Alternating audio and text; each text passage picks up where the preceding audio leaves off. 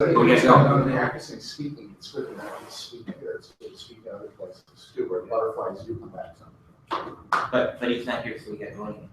So who's doing it? Anyway. Yeah, it's kind of interesting at work. It's more You're like human. engineering discussion. More about You know, it's Well, like, legacy.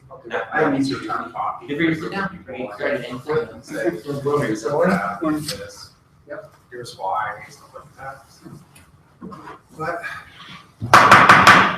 good morning, everyone. Let's kick off today's meeting by introducing our club president, Vince Bollinger.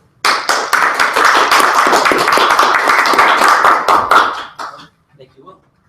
If you could, please rise. And if you care to join me, please join me in reciting the Pledge of Allegiance and saluting our flag. I pledge allegiance to the flag of the United States of America and to the republic for which it stands, one nation, under God, indivisible, with liberty and justice for all. Do we have a timer today? We know who this is. I mean, Kurt, obviously we do have, but who is the same way? Set timer is Alex. See other people who are currently here. Well, you don't have to roll. You want to be timer today. You might have to run today. Sure. Thank you very much. As such, if you have an opening invitation for us. Since we know that Will is extremely well prepared and has an invocation off the top of his head, he will start us off. Stop sweating the small stuff because 100 years from now, no one will care. No, let's try that. Sorry. Often, short-term gain produces long-term pain. All right. All right, please be seated. All right, old business, we'll go through that. Speaking of Will, that is our current club secretary. Will, we have meeting from last week. I'm sorry, Minutes from last week. I do not have meeting notes from last time. All right. From last meeting. Well, thank you for your time. And old business, we'll skip that. New business, does anybody have new business to discuss? Laura? Well, this is old business. Old business. So under old business, I'll bring up again the idea of donating money to ILM for their charity of choice with the holidays coming up. We traditionally have done it over the years. Yep. I'd like to see the club do it. You brought up the idea of individuals contributing, but I like the idea of the club doing it, and I'd like to see it get done. Yep. And definitely we need to address that. So I will send an email out about how to take care of this offline today, right? Okay. All right. Any other new business? All right. How about announcements? No. All right. I have a few myself. Going over to. I have an announcement. Go ahead. Just today, I got an email from Particular Software. They're the makers of Service Plus, distributed computing framework, of which I'm a big fan. So I'm thinking that we're going to be starting up something like a meetup soon. I say I, but probably mostly them. Yeah. But look for that. All right. Thank you. When is the MAC conference? I can't even remember it. That conference that Tony was doing, he's not here probably for that, right? Well, I have to do this. Well, darn it. I was like, I'll put conference in it just so I don't get that sports thing. Like, that's called a conference. So we think, we say that's on the 12th, right? Or is it like Mac or is it Mac that word? But architecture in there. Yeah, that's the point. Midland area, I think that's accurate. No. Maybe. Dang it. Oh, so I will follow that. I'll follow with that later today, okay? So let's see here. So that was last week. And there is a one-day conference I found actually really close to where I live called Topics on Big Data. So that's also on November 12th. And they're the Midwest PHP call for speakers and ends on 15th. Ignite, we had talked about that, kind of like the Chicucha conference. They don't want to call it Chicucha for some reason. And that's on the 18th. And then again, Miss.conf, the call for speakers. Right. That's it. So typically we would have a break in between the table topics and the speeches, but today, as part of our typical Speechcraft meeting, we have it right now, and we will reconvene at 8 o'clock. So, if you are new here, there's coffee in the back. And if you ever sign in, please.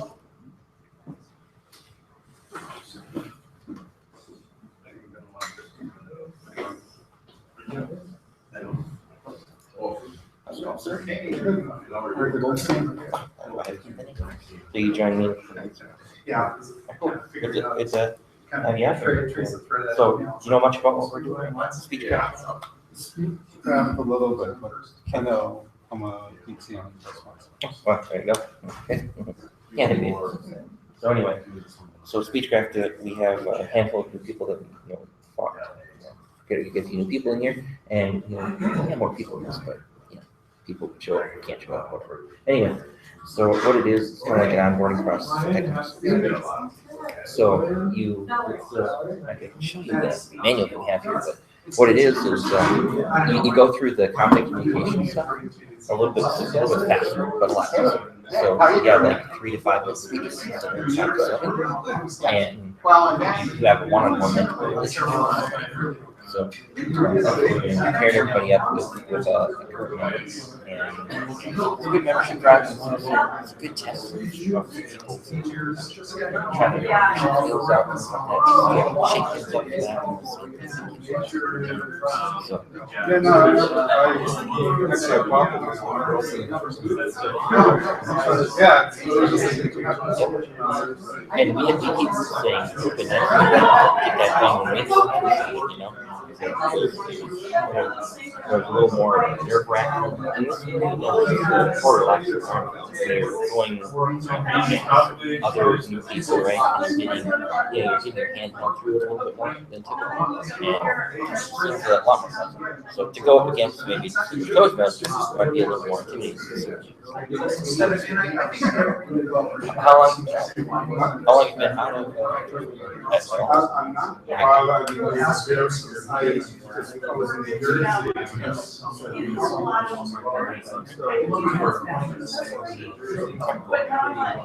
a permanent move? Wait, where is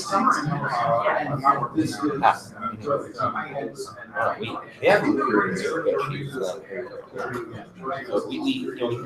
and anybody, it's not even really required, but everyone. To some degree, we have, had like project managers, most of us are developers. Yeah, it should be pretty easy. I mean, you're in a consulting building right now, and like I said, we have recruiters. It should be pretty easy. Unemployment among skilled IT professionals in terms of won't take long. Don't worry about it. Okay. How do you do for work right now? Currently working in St. Paul. Arthur, okay. I'm Loris, and I live in Plymouth, and I'm the only non-technical person here. I work more in accounting. That's what I'm saying. I still am a member of the club.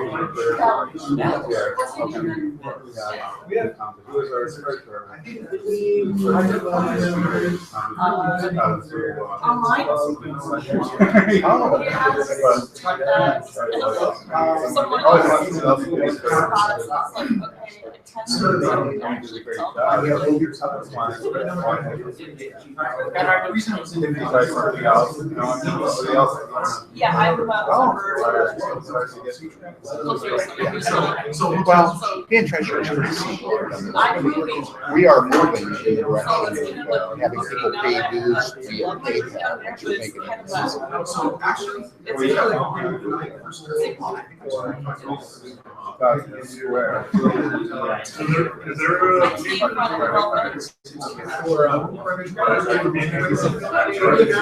You got Square. It's an application.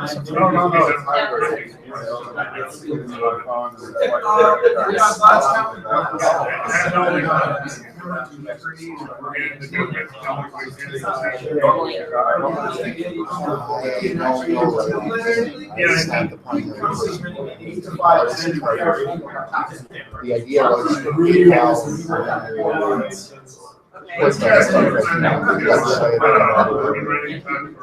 Well, maybe it's one of those. It'd be nice to not have paper checks. It'd be nice not to have credit cards.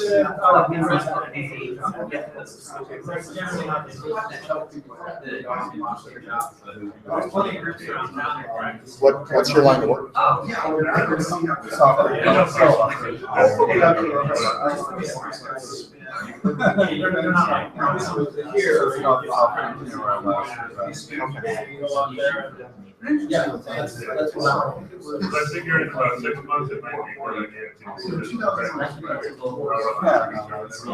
Oh, you grew up in Pennsylvania. You're out in New Jersey. That's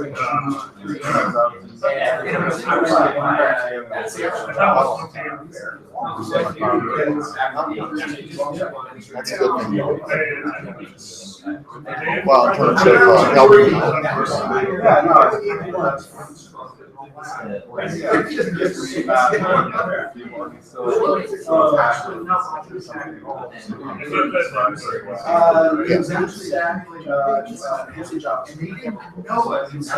Well, welcome. Look at this. Both helps with personal growth and leads to a job. Well, no, I want to.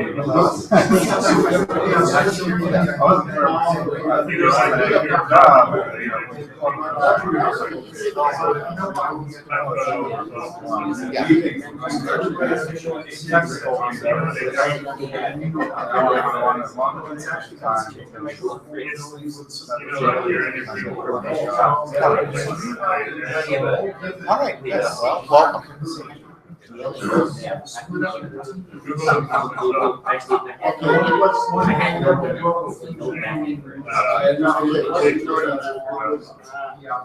Some meet up, a couple other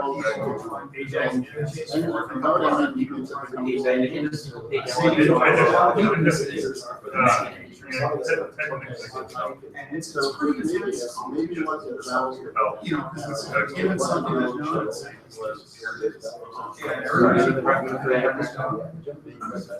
Hi, I'm Morris. yes. Was that Tom? It's really cool. It's the same neighborhood as. So this is my first time I understand. Should I come back?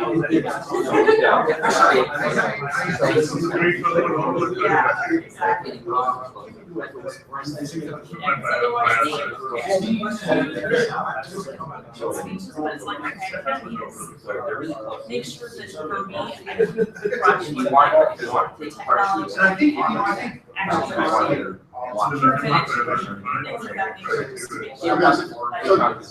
Actually, so this meeting you're suggesting I just stay in. I looked back into the see what's happening in area. Oh, yeah. So it's kind of one of those things where it's like, You're in agreement. that was like a really great year, and now I'm like, okay, now I'm in St. Paul, so again, I'm like. Excuse me? So that's gonna go to the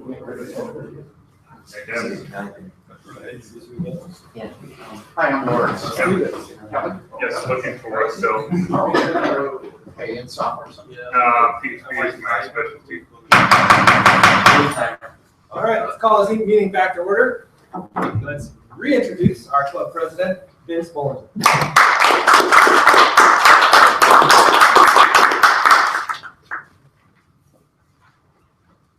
All right, thanks everybody. So we're in session 6 of 8 of Speechcraft. If you're not quite sure what Speechcraft is, it is kind of an onboarding process for Toastmasters and for our new guests here. Speaking of new guests, this is the time we're going to introduce new guests. Over here we have Arthur Goldstein. Could you tell us why you're here and how you heard about us? Hello, my name is Arthur Goldstein. I just moved back to Minnesota from New Jersey. I've been living for about 20 years. My parents are getting older, so I thought it'd be good to be here. I'm a software developer, so I thought this would be a good Toastmasters to check out. I am still a member of a Toastmasters club in New Jersey, run with DTM. I know a bit about Toastmasters, but I don't know much about Speechcraft. Great.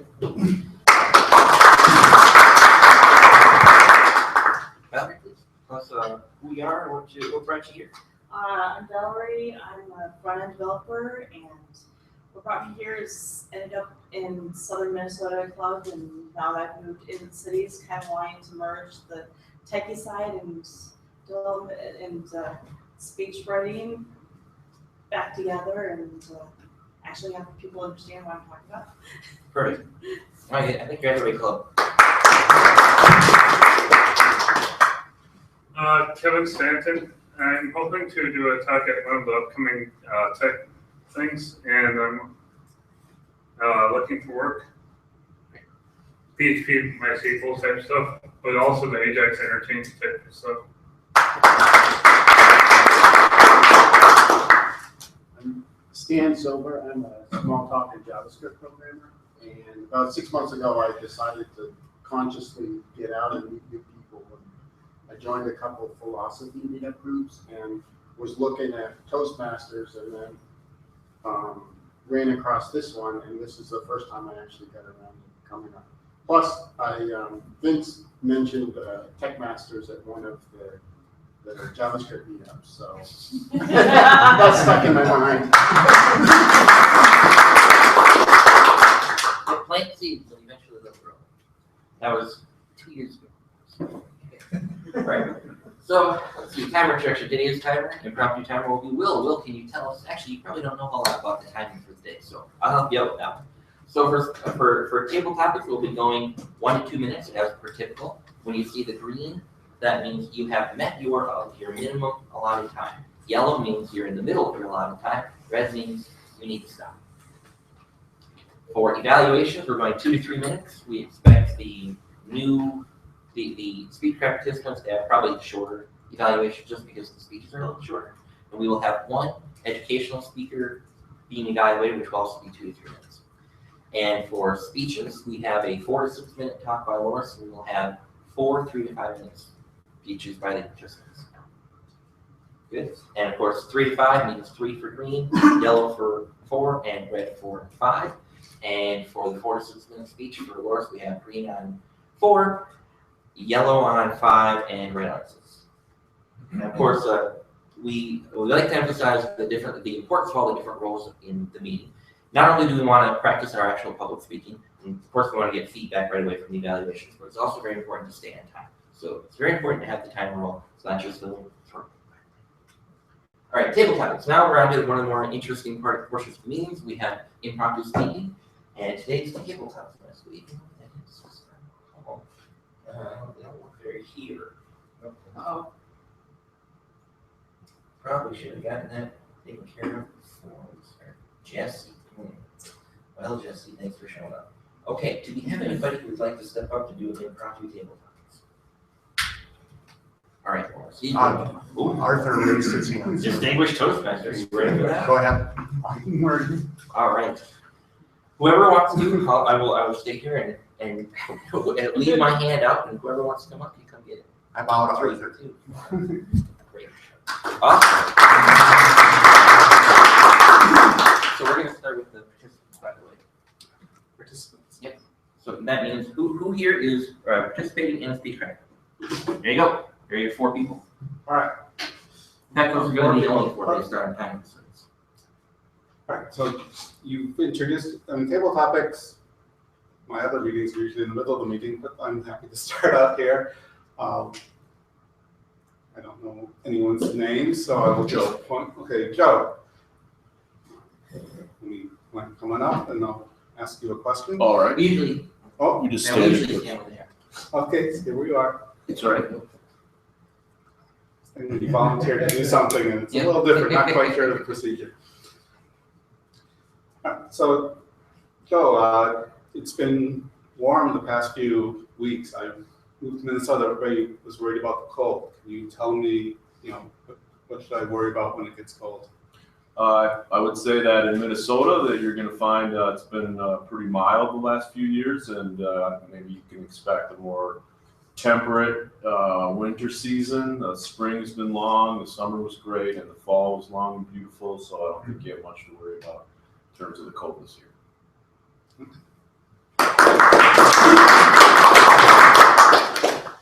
Your name? I'm Chris, thank you, sir. Hey, Chris.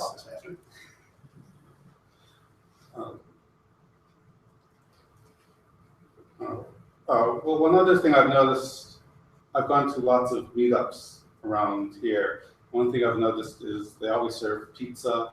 In one case, they served hamburgers. What other food I've been looking for in Minnesota? Well, thank you for asking. It's funny you should phrase it just that way. Only a few nights ago, I had myself been invited to a dinner for a college showing at the St. Scholastica, St. Paul campus. And I show up at what I expect to be an event much like this, where maybe the rubber chicken is served, and indeed it was only myself with a medium classic pizza as the dinner. So I appreciate that question. I would much rather have had a nice chicken and beans and a little rice on the side. I think that would have been much nice. But another classic dish that's local to the infamous hot dish of Minnesota. Frankly, I'm always a great lasagna guy myself. Lay down some live noodles, a little ricotta cheese and cottage cheese mixed over it. It's a layer of pizza sauce, another layer of noodles, and of course a third on top of that. And you can come up with a really classic lasagna in not a lot of time. I hope that that's the kind of dish that I would really personally enjoy being seen at a meeting like this. A little effort could go a long way toward personalizing your event. Thank you very much, Mr. Tabletop Semester.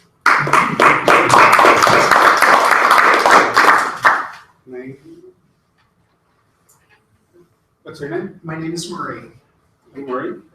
Thank you, Mr. All right, so I've done some, and I'm trying to get into some other activities, something more active. I used to hike in New Jersey, New York. They weren't really mountains, but there'd be hills. I look at the hiking groups around here, and they walk around lakes. Are there any good hikes or outdoor activities you can recommend around here? Thank you, Mr. Tabletop Master. Well, there are a couple. I'm also a recent mover to Minneapolis and discovered a few things where I used to live. My spouse and I used to go snowshoeing a lot up in the mountains. You'll see that things are pretty flat here, so that doesn't work as well, but cross-country skiing can actually be a great way to burn off calories and get outside. And actually, it's easier because everything is so flat. And so adjusting the skis to the conditions can provide a great way of getting some exercise in the outdoors. We're assuming it probably will snow. It always does here, much to my dismay. But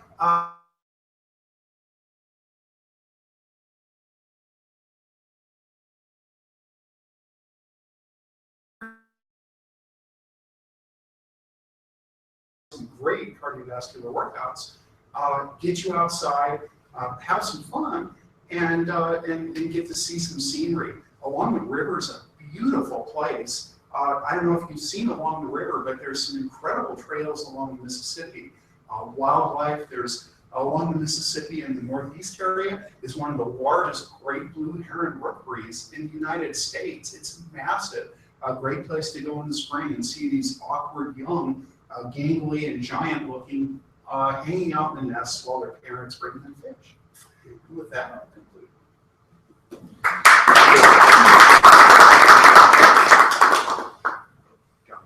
Jonathan.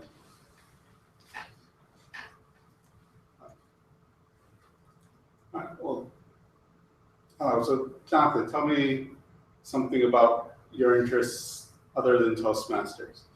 Oh, I've got a few of those. Thank you, Toastmaster. I'm going to kind of go to one of the questions, one of the themes that you had asked earlier about food. Now, I can't speak for different meetup groups and what variety of pizza they might be ordering, but as someone who has been living in Minneapolis for the past many years now, I have a few recommendations when it comes to food around Minneapolis, especially in the Northeast area.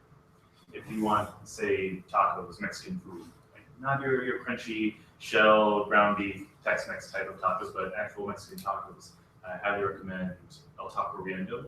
They've got this great pastor taco where they have a vertical spit. It's a bunch of pork with a giant pineapple slice on top to keep it all juicy and delicious. It's just rotating as they carve that off. It is wonderful. I highly recommend you try the pastor tacos.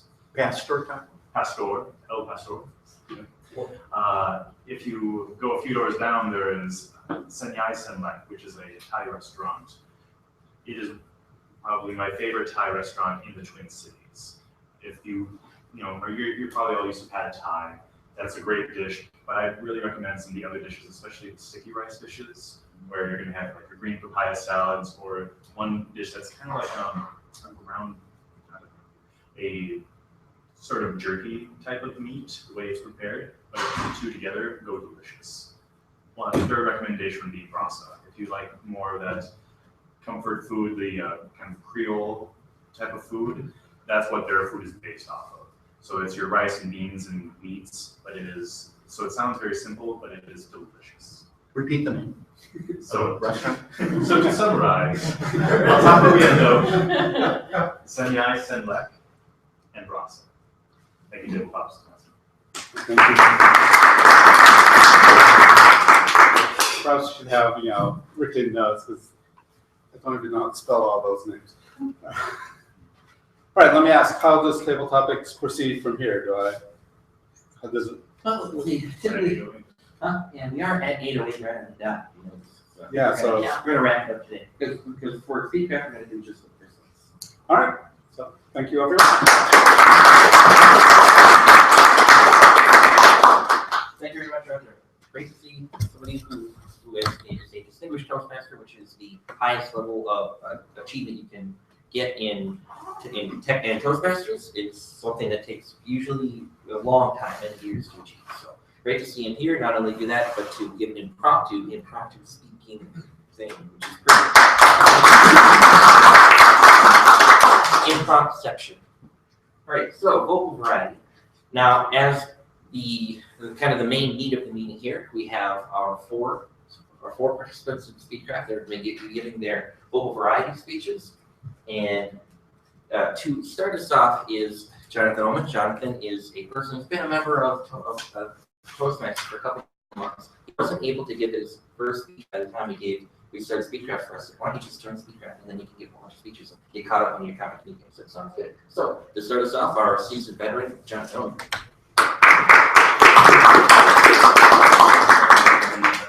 Oh yes, of course. While Jonathan's getting set up, please make sure that you give your evaluation forms to the person who will be evaluating you. Shall I give those people a minute to do that, or? Yes. Okay. I'm sorry, is timer, what's the timing of these? 3 to 5 minutes, I believe. So I would guess 3 to 4 or 5 or 3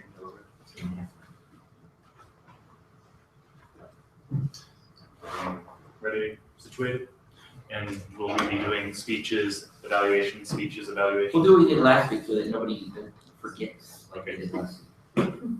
Just speeches, then introduce the next person. Good morning, everyone, guests, fellow TechMasters. Today I'm going to tell you about some of my favorite games. And no surprise, these are video games. In one of our earlier table topics, I mentioned one of them, and so it should be no surprise that it will be included in this list. These games are, to summarize, Legend of Zelda: Ocarina of Time, Silent Hill 2, and Shadow of the Colossus. These games are all games that have similar traits. Some of them are the music and audio. Some of them are the gameplay mechanics, and others are the narrative. In each case, though, these games have all three. The Legend of Zelda: Ocarina of Time came out in 1998, and it was monumental because this was the first 3D Legend of Zelda game that had come out. I'm sure some of you must have played Legend of Zelda back in the day. Yes, hopefully. Come on, you're punching nerds, right? And so it was kind of one big question of how are they going to pull this off? How are they going to do this? Going around 2D, sure, you can mash a button to swing your sword, but how are you going to do that in 3 dimensions? And they pulled it off. There's this massive world with lots of shrubbery, green trees, forests, mountains, fields. They had it all. They had gameplay mechanics that allowed you to target onto your enemy, and it worked out very well. You could jump side to side, you could jump forward, roll back, all of these things. And what really tied it all together was the music. It was not, as the title would suggest, Ocarina of Time, Ocarina being a vassal flute, or vessel flute, I believe is the term, rather than a long cylindrical one. It's a little kind of round body of a flute. You're using this artifact, this ancient item that allows you to control things like time, the weather, or even, as the name suggests, travel through time.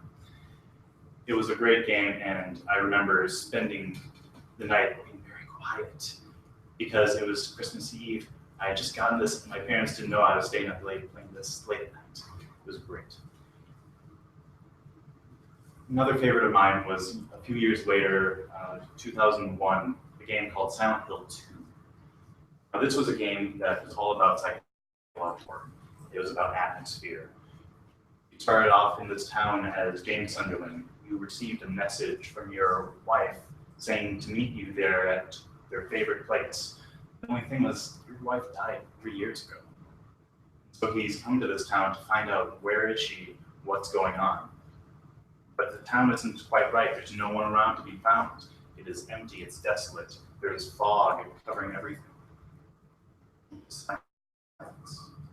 It isn't until shortly into the game that you find a radio and a flashlight. And it is with these two items that you wander this town. But you find out that as you start to hear footsteps and groans and noises, your radio starts to have white noise. It starts to build louder and louder. Your light starts to flicker and starts to die. And sure enough, right as the noise becomes so unbearable, as the light goes completely dark, you see these monsters nearby, and they just step out of the fog. It is this kind of unsettling fact that throughout the game, when it's completely silent, you're kind of happy that it's so silent. Because you know the alternative is that if you start to hear noise, it starts to grow and grow and grow, and you know you're in trouble. You know you're going to have to run. Last on the list is Shadow of the Colossus. This was a game that, just from the beginning, as you start to play it, it's gorgeous. It's these aesthetics of nothing but landscapes, and you start off in this church. You, as a character named Wander, and your horse, your trusty steed, Agro, have arrived at this giant cathedral, this chapel, and with you is the body of some woman, unnamed woman. He places the woman on the altar, and dark spirits start to approach him. They try to attack him, and he pulls out a blade. It shines a bright light, and they all disperse. A voice from above starts to call out and acknowledges the fact that you have this sword. It's a deal. If you do my bidding, if you slay several colossi with this sword, I will resurrect. That's where things start off. All of these three games, we have music, we have this audio, or sometimes lack thereof. We have great gameplay mechanics, and most of all, narrative. All these games have it, and these are why I love these games.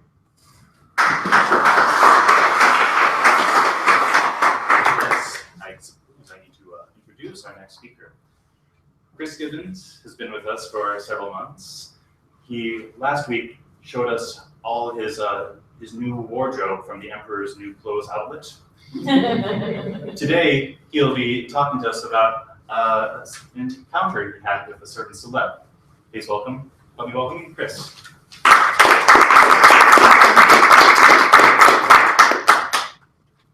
Thank you, Tabletop Master, fellow TechMasters, and we have so many wonderful guests today. It's exciting to see so many good people with us today. I'm going to tell you a little story back when I was fresh out of college. I was 23 years old. I came back to my hometown and took a job at the local Bon Marché department store in downtown Seattle. I remember it was the first day after Thanksgiving, Black Friday. Bodies were wall to wall as far as the eye could see throughout the 6-story building.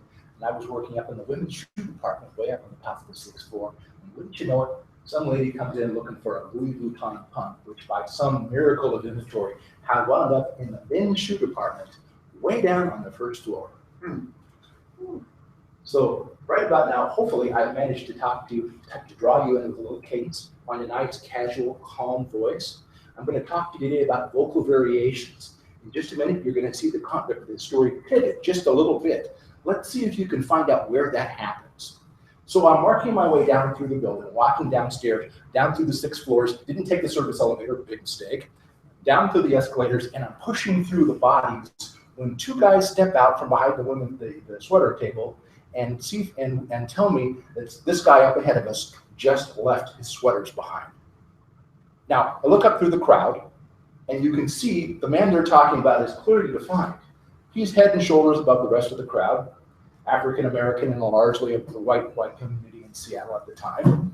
And a large circle has formed around this man, which was very unusual. On the other day, it would have been natural, but there's bodies everywhere. But around this guy, there's about as much space as there is between me and Jonathan. And so I take the sweaters, and I'm following him, pushing through the crowd, and I'm about as far away as Joe and I are apart, and he turns around and, what? And it's Samuel L. Jackson in the flesh. Did you see the conversation pivot there? I hope you did. Now, naturally, I kind of lost it. I began to babble. Oh, sir, I'm so sorry. I believe I've been made the butt of a joke. I was told you wanted some sweaters. Do you want some sweaters? No!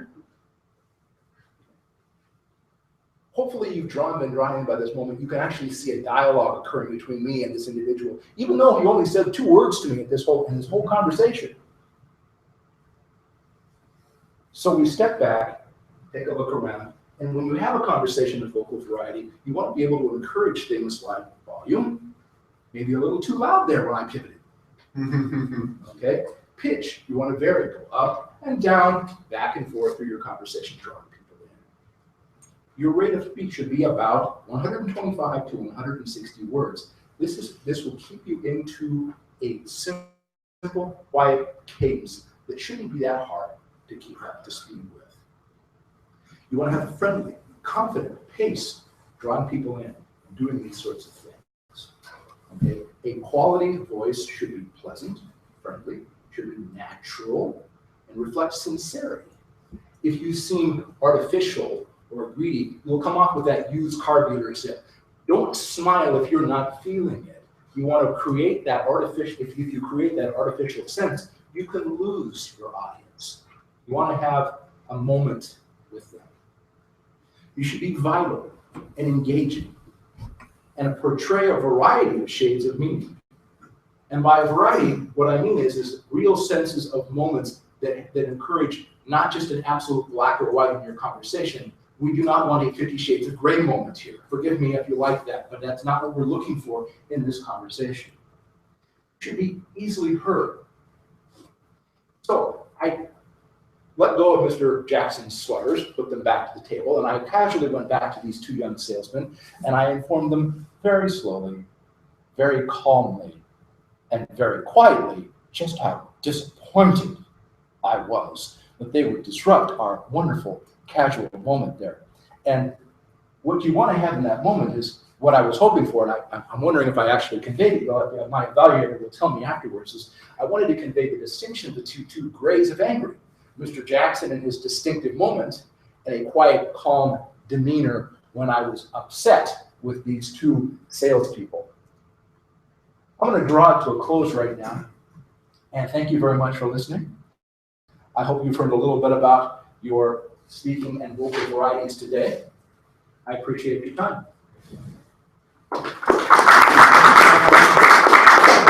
For the speaker that we're going to have coming up in just a moment.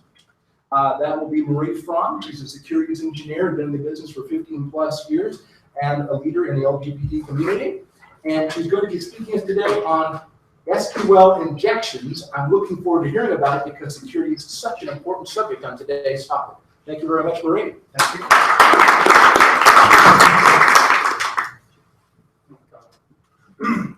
So, I'm Marie Fromm, and today I'm going to be talking about SQL injections. We've seen attack after attack, LinkedIn, the Ashley Madison breach. All these start usually with something simple called SQL injection. So what a SQL injection is an ability for remote attacker, an anonymous remote attacker, to give input into a system that's carried on into the backend database. Now, this is a big deal. So if you think about it, normally you want your users to be using the system in a way that you dictate. But once they can run commands on your database, you're running it in or they're running it in ways that they dictate and control. So it often starts with just a simple quote mark. And so if you think about an expression, like say I have a web page, and I'm going to take in a username, or call it a username construct. We're going to put in something like Marie. But maybe instead of Marie, I think a little different than most people. Instead of Marie, I'll start it with a quote, and then an or, which is a SQL statement, and then 1 equals 1, which evaluates to true. So instead of Marie getting dropped into your SQL query and running against that backend database, it instead gets handed, assuming you don't sanitize your user inputs, it gets handed to that database and executed. Now, instead of select star from users, or user ID equals Marie, you got select star from users, or 1 equals 1, or true, which means I get all your user data, which is pretty awesome for me, sucks for you. So this is really a big deal, and I explained kind of a very simple construct of a way that this happens, but it happens time after time after time again.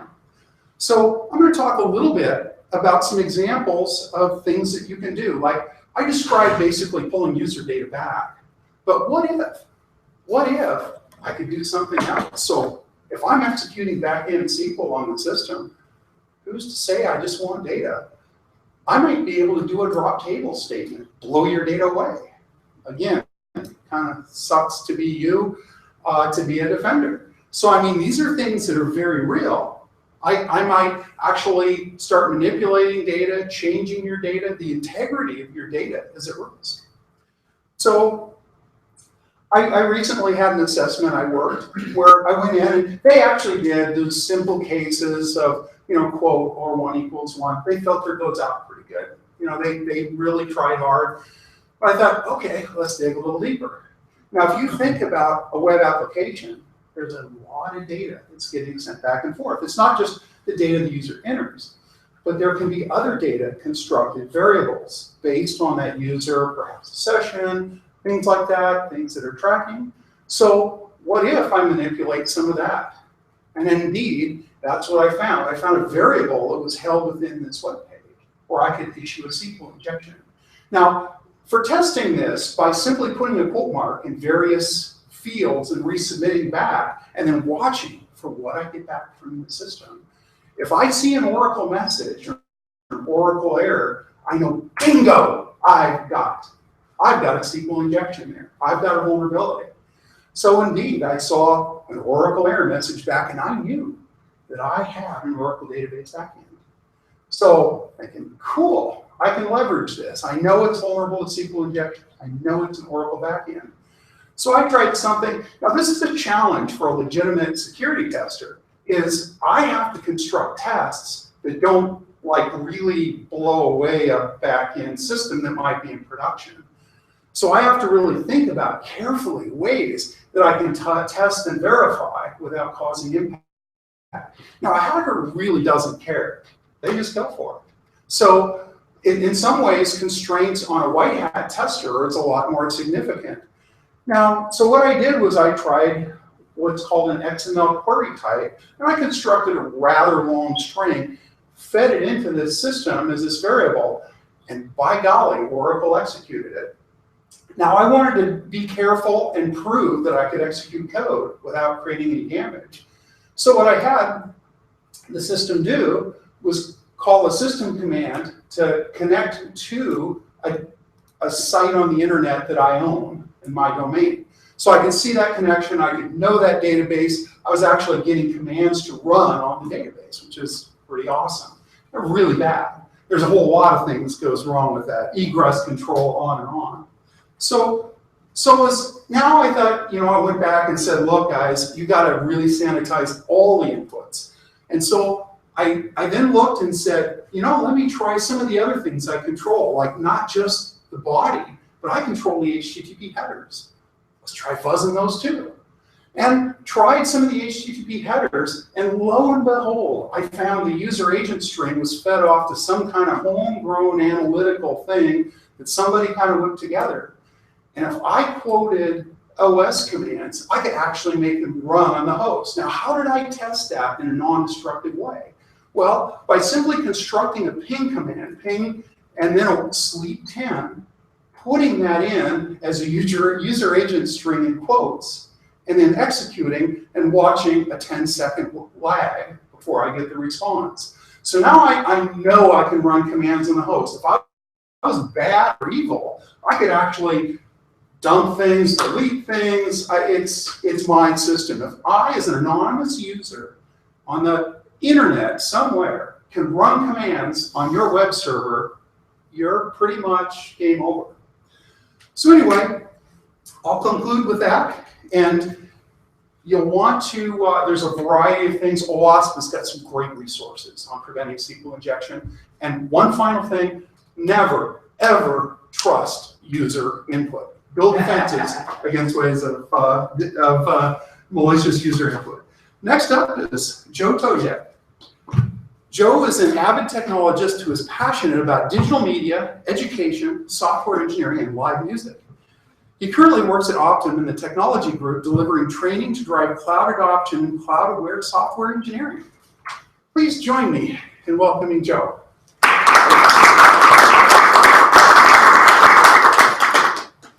Thanks, Marie, for that great speech. My name is Joe Tojek. My speech today is on the vocal variety of Second Life. I want to share three primary avenues that Second Life supports vocal variety. One is gesture-based text and animation. The other is in-world voice chat with voice over IP. And the third is streaming media or streaming audio that allows people to hear a performance in the world. So gesture-based voice chat is around the idea of essentially there's primarily a text-based interface for people to chat, and within that there's scripted gestures which allow you to combine ASCII art with animation and then a short audio clip. So at any point within the game, people can trigger a gesture that would pop up a certain amount of art in the chat window, also make a sound and make their animation do something for their avatar. So one of those great ones, Woot is a very popular thing. It's derived from Dungeons and Dragons, where people said, "Wow, loot," and so in online you see Woot all over, and people express it in a gesture as "woo." There's one called Lulu, goes "Lulu," and so it's kind of like silly noises and sounds with text that comes up. So it's pretty fun. So the second one is voice over IP, and this is a voice chat. We're all probably familiar with it, things like Skype and other software that allow us to talk vocally with our voice. This is used a lot in the more serious applications of Second Life, where people are in a training situation or education or giving presentations. But it also has a feature called voice morphing, which actually transforms your voice in real time and plays out a version of your voice that might not be recognizable as your own. So some of the things that go on there is like you can transform your voice into a monster voice, and that sounds like, "I am a monster." And so as you speak normally, you get this transformed voice on the other end, and people listening to you do that. The third aspect of vocal variety that's supported in Second Life is based on streaming audio. So this technology, is more sophisticated and has three components. One is a audio interface device that you use to capture the sound that you're streaming. So in my case, as a performer, I would play live guitar, mix that with MP3 backing tracks, and capture that, and my voice with a microphone, and capture that mix and stream it out. The audio interface works with a streaming client on your host computer, and that program then allows you to create a stream, an MP3 stream that gets sent to a server on the internet. So the third component is this streaming media server on the internet, and that takes the stream of the broadcaster and allows other people to connect to it and then to hear that stream. So the listening client is built into the Second Life application, so everyone basically has the ability to capture your stream and listen to it. The other example of streaming media is internet radio stations. So in that case, I would do a show, and people would gather at the venue, and I would turn on the stream on the land. And so if you're in the boundaries of this parcel, your Second Life client would pick up the stream that I was sending.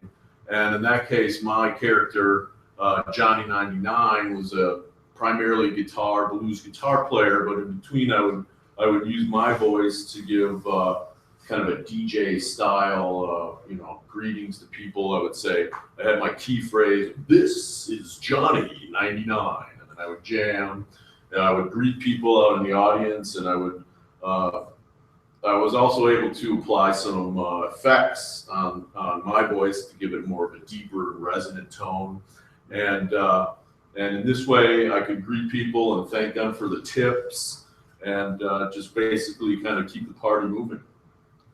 So those are the three ways that audio features of Second Life provide multiple ways to engage people with vocal variety and with your voice, and it makes for a very engaging experience. Thank you. Thank you, Joe. All right. Now we're gonna So now we're gonna move on to the evaluation portion. We have recently started having the participants evaluate each other as they slowly take on more and more of the roles, become more fully fledged Toastmasters. Today's first speaker was Jonathan. So Chris, if you could go ahead and please give Jonathan the evaluation, that would be fantastic. Jonathan, I really enjoyed your speech today. Very factual, and I enjoyed the topic. Some of those video games were ones I counted myself as doing that. So you're right, they were excellent topics, and we're on topic with your facts there. However, the topic today was vocal variety, and you were just a little, let me put it this way. You have a very naturally friendly voice. It engages, and people like it when they hear you. And I think you're a little too Minnesota nice with it. You're afraid to come out and use it. Let me hear you be yourself with this, rather than being afraid to hurt somebody's feelings. That's my emotional content from your voice there. Maybe a little strong for what we're going for, if we're going for Minnesota noise, but I want to hear you step forward and find the energy behind that natural voice that comes so normally to you. When you were talking about food, I heard it. When you were up there, it came down just a little bit. Food is obviously important to you, okay? I wanted to go out and try some of those tacos myself, okay? And as I was sitting there listening to you, I was thinking, boy, he should be talking about tacos right now. I'd hear him better if he was, okay? So go back down there and find that energy that goes with that, maybe by finding some kind of an association that means something to you. When you pick your taco, you may find it easier. Just a thought. Your body language was very natural, very expressive. I enjoyed that as part of the conversation I was having with you across the lecture. And your logical flow of ideas led me through very naturally through the progression of 3 games that I remembered from my youth. I really applaud your choice of topics. They were an excellent subject for vocal variety and gave you all kinds of room to go with, which gave us plenty of content to evaluate further on. So thank you very much, and you have a great day.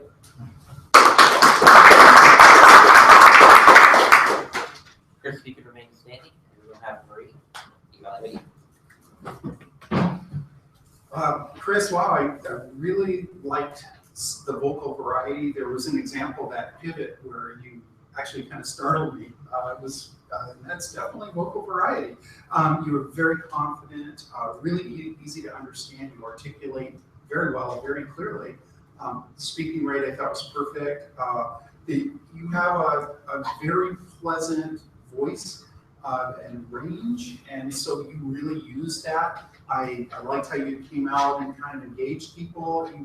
You combine movement along with the voice. Very energetic. Again, that surprise piece was pretty cool, because you got really quiet and you actually kind of startled me a little bit. So that's pretty neat. So that was definitely vocal variety. Definitely. There was a part where I wasn't quite understanding where it was going. And maybe it's because I was trying to write and listen, which is difficult. But that was really an interesting story about the first day there, or the day in the department store. So.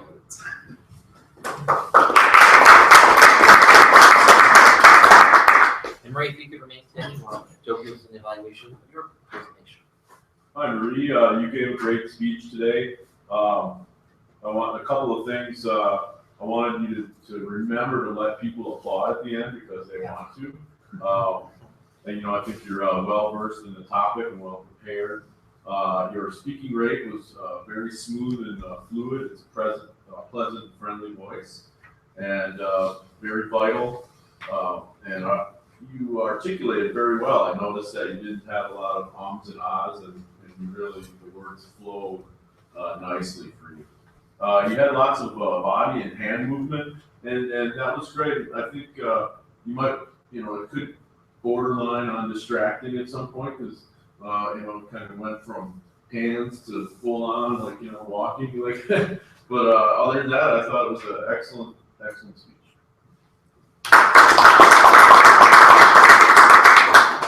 Do we have an evaluation for Joe by Jonathan? Thank you. It was a bit of a scramble at the end there, realizing that there was last time before. Joe, you talked to us about Second Life and all the different voice technologies, and I found that very interesting. I never played a Second Life, but I did play my fair share of MMORPGs, so it's always kind of interesting to hear about some of the other MMOs out there with similar types of games. For today, the topic was vocal variety, and I felt that there were definitely the times when you were kind of demoing what those different technologies sounded like with the sound effects or maybe the monster voice. Right. When it came to things like that, you shone through with some vocal variety, including your DJ announcer voice, like coming up next, so on and so forth. But when it came to the rest of the speech, it tended to be very, very monotone and very steady. The rate was good, but the variety was pretty steady throughout. And so in addition to some of the vocal variety, the things that I noticed was you were, I think, well prepared in terms of the topic.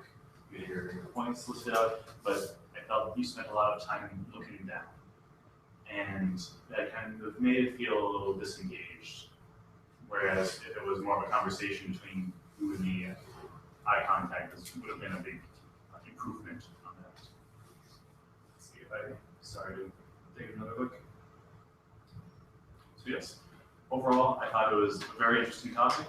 I thought you hit a few of those kind of bare minimum points for some vocal variety, but overall, it sounded just kind of a little bit too steady.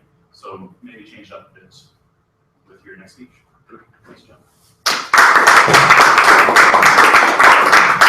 Wanted to point out something. There was a little miscommunication on the slides there, and Marie actually had slides, and she didn't use them. So to think of that, she had that expecting to have a presentation there and not use them. It's pretty impressive. But I just felt that I needed to show you this one here. Train civilization to its knees. Gosh.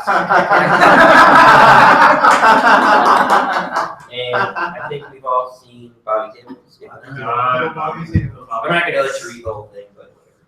Anyway, so the idea is SQL injection, and then you write in drop tables. So, anyway. All right, we'll slide on here. Go to. I've never seen Bobby Tables. Oh, you look it up. XKCD Bobby Tables. All right, so as part of the Speechcraft, what we've been doing, we've had a lot of educational speeches. Typically, we have 1 or 2 each week. And what we're doing is we're giving kind of a window into what we're going to be discussing next week. And today's educational speech will be given by Loris, who will be giving us a presentation on word usage. So if you could please give me a big hand, you want the big Loris.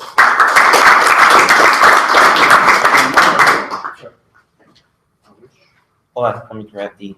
I'm sure you're looking for a picture of some kind. Yes. There you go. All right. Okay. And which one do I use to advance? One. Yeah. Thank you. Thank you, Mr. President, fellow Toastmasters, and welcome guests. We have a slug of new people here today, which is fantastic. Today I'm going to tell you about word usage. And I know in PowerPoint that you don't normally read the varying points, but I will. This is what I'm going to tell you about. Use language everybody can understand, be descriptive, and avoid fancy words. Those are the 3 points we're going through. Number 1, use language everyone can understand. Go ahead and read that over.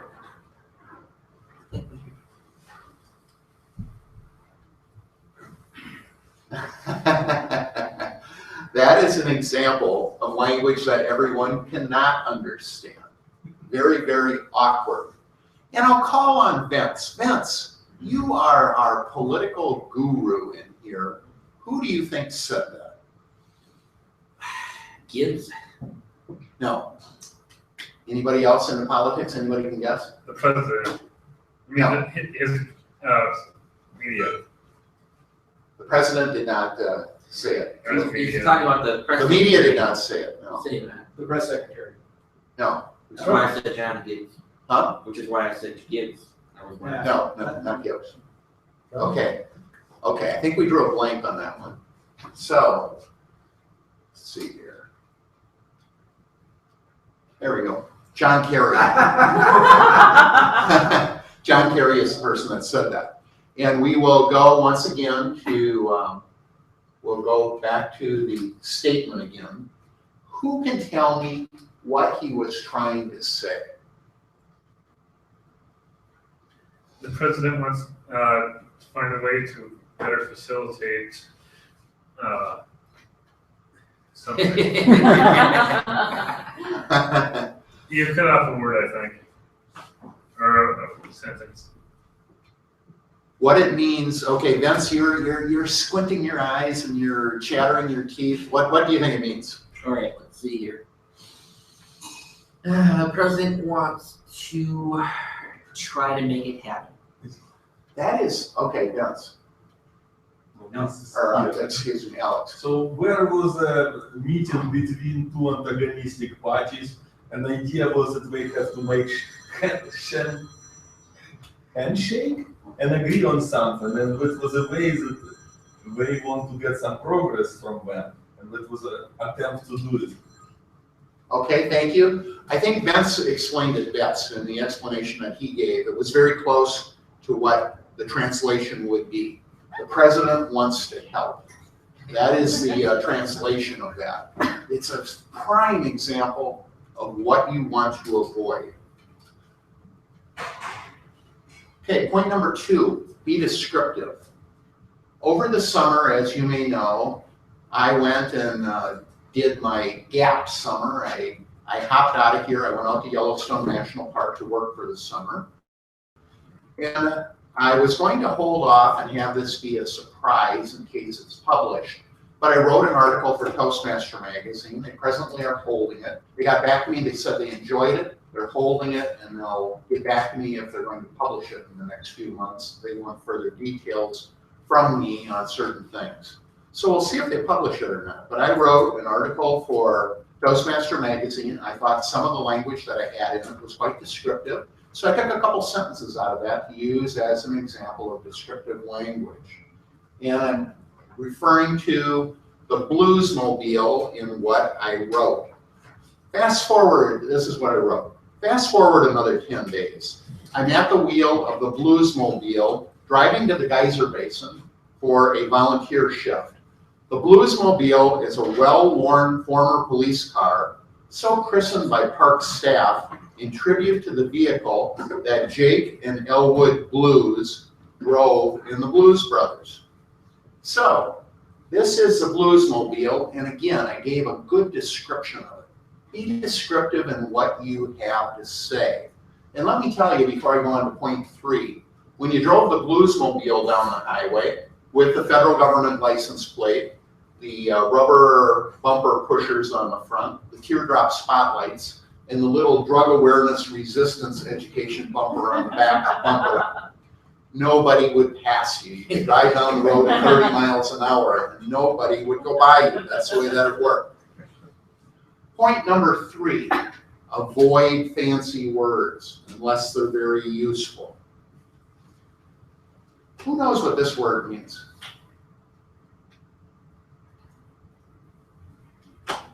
Nobody does, okay. I mean, somebody wants to write a fantasy novel. Yeah. No, sorry. Oh, something, I'm guessing. No, it's not. Wholesome equals insincere. That's an example of where a lot of people think, oh, it's a fancy word, it has full in front, it means something is full. No, it's not. It means insincere. Fulsome, as in fulsome praise, does not mean full. It means insincere. If you use hoity-toity words to sound posh, you will look pompous and may say the opposite of what you mean. So be careful in using fancy words. If you're going to do it, make sure you know what they mean. So we're back to the 3 important points here in word usage that I'm covering today. Use language everybody can understand, be descriptive, and avoid fancy words. Mr. Toastmaster.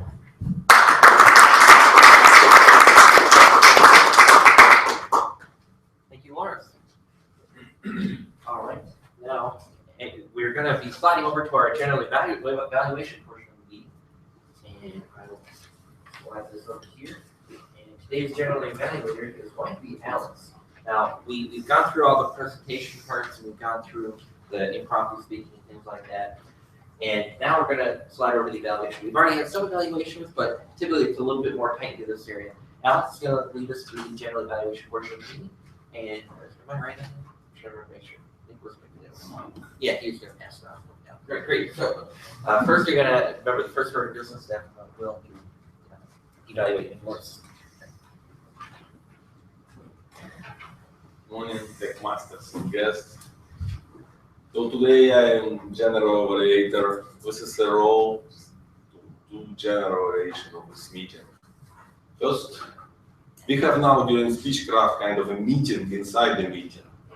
But if it would be a regular meeting after a speech, generator comes here and calls for reports. And first reports would be our timer report. Will you please? Thank you, Mr. General Evaluator. Our timer report for today, starting with table topics. We're looking for 1 minute to a minute and a half for your responses. Joey had 22 seconds, a little short today. Chris, 1 minute 4 seconds. Marie, 1 minute 23. And Jonathan, 1 minute 53. However, it's not your fault. You were peppered with questions. That took some of your time. Moving on to speeches, we were looking for 3 to 5 minutes for the Speechcraft speeches. John, your speech on your favorite video games, 4 minutes 55. Chris, celebrity interaction with Samuel L. Jackson, 4 minutes 30. Marie, sequel injection, 6 minutes 25. Joe, second life vocal variety, 5 minutes 20 seconds. Evaluations. Chris, your evaluation for John was 1 minute 32. Marie, your evaluation for Chris was 55 seconds, which is good. Joe, your evaluation for Marie, 40 seconds, and Jonathan, your evaluation for Joe was 1 minute. Loris, your speech was 6 minutes and 10 seconds. Thank you. I would like to ask Nick to provide evaluation on Laura's speech. Sure, I'll do it with pleasure. Well, first of all, it's a pleasure to see you back. I haven't seen you in a while. So Laura's is one of our most seasoned, I don't know how many years you've been here as speakers, so that's awesome. So as far as the speech, you can see how professionals make their speeches. First of all, what I liked, I really feel a lot of confidence in how you deliver your speech. You have a great posture, eye contact, vocal variety, you just do it right. So keep doing that. Presentation had good structure, and good conclusion, so it's always important, especially in communication speeches, you know where you're going, but what you're saying. So that's awesome. Knowing your subject, right? You're professional giving speeches, so knowing your subject really gives you confidence in how you deliver the speech. So that's excellent job there. And everybody can feel the skills and experience, and you just the whole you just feel like a second home. It's like I didn't feel any nervousness or anything of that. And what I really like about your presentations is the interaction. It's the humor and the interaction with the audience that you put. It adds to the speech. It makes it more lively, more interesting. It draws attention. Nobody just kind of like everybody's focusing on what you're saying. So that's awesome. One thing I'm trying to guess why you're always successful about giving us pictures. I'm kind of like trying to figure out what you say.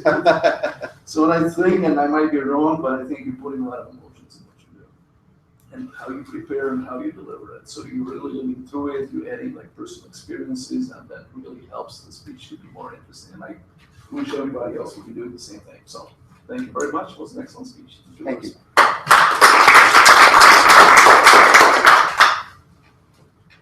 Next step is generator provides evaluation of a Toastmaster. Why we are doing this in general, Toastmasters tries to do two-way communication, manage two-way communication. So if you do something later, you would like to know what did you good, what can be improved. And that's why Toastmaster here does very important things besides speaking and evaluating. So here you learn how to conduct yourself in front of a crowd, and you're doing it by practicing. And sometimes things go as planned, sometimes things does not go as planned. And how you can recover from them, how you can still manage to have a contact with the audience. And this is what you're doing as a Toastmaster here. So today, I think Vince did a good job, very good job, especially in the context that his idea with Speechcraft was he's spearheaded it, he organized it, and he's conducting it. In previous years, we did not do it much, so this is all audience of big crowd and all this enthusiasm was thanks to him. And my comment for you is, he did a very good job, lots of stuff. But now, if you compare his behavior here and, for example, Jonathan, Vince is a little bit nervous here, and this is what he needs to work on. You did a huge job, prepared everything, organized it, bring valuable stuff. Now, you just need to conduct here that you are a very valuable person. So this has happened frequently with intellectual people, intelligent people. They are very subconscious. They speak for themselves and start worrying, start doing weird gestures, and they do not see it. That's why we're doing videos, yes? And later you can see yourself. So this is very important what you learn from Toastmasters. Besides speaking, evaluating, you come here and you do some performances here. And later on the video, you see what you did, and later you decide to do it differently. And it not always happens next time. It happens maybe every fifth time. And this is what you do in a Toastmaster.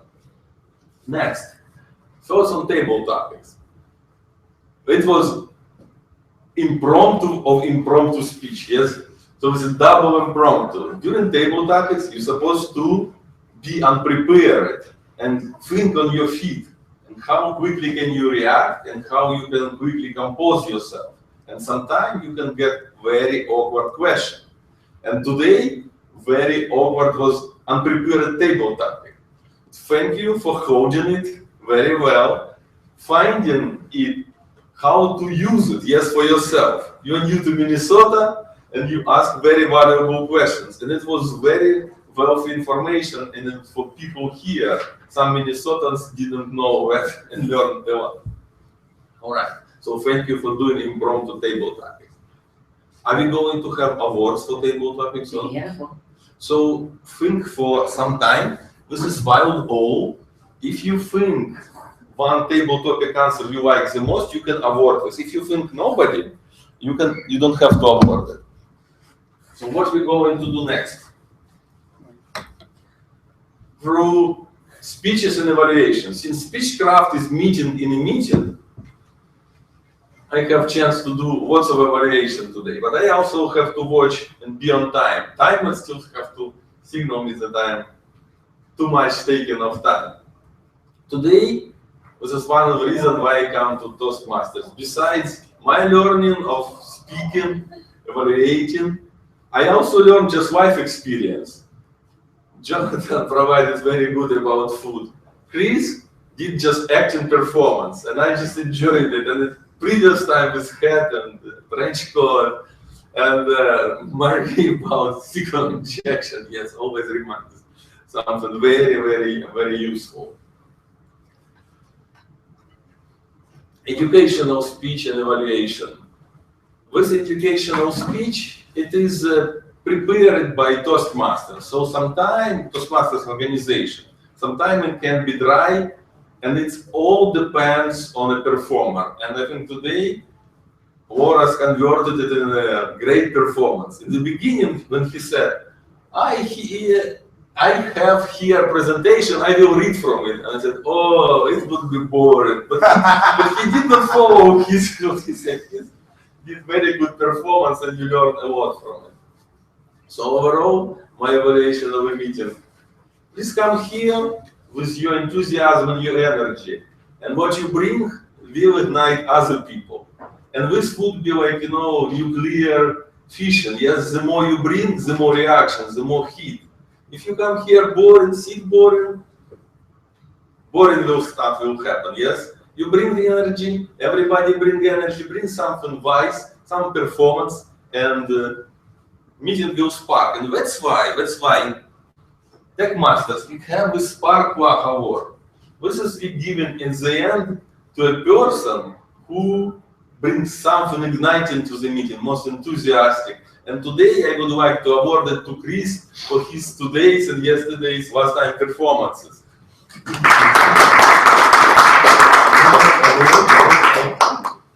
All right.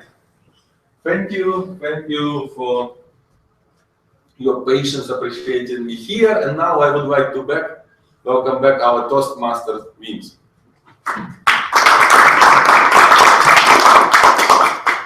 Thank you, Alex. Yes, very apt evaluation there. I definitely, the struggle is real. I think of that all the time, and I don't know if you ever noticed, but I catch myself a lot to stop. And then a few seconds later, getting a little fancy again. You're very accurate with that. Thank you for a very good job in the evaluation. All right, so in closing, we're going to have some assignments again, of course. The assignment for this week here is to read Chapter 10, How to Say It, in your workbook and prepare a 3 to 5 minute speech based on that project. And again, you will be answering table topics and introducing and evaluating each other. All right? And with that, we have a closing thought from the timer.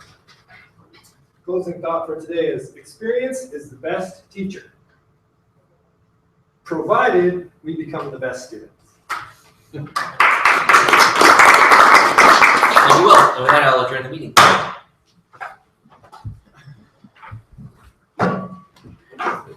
Oh, I should mention that I apologize. When talking about energy, I apologize for not being on food. I was not sure if you have or not. No, That's okay.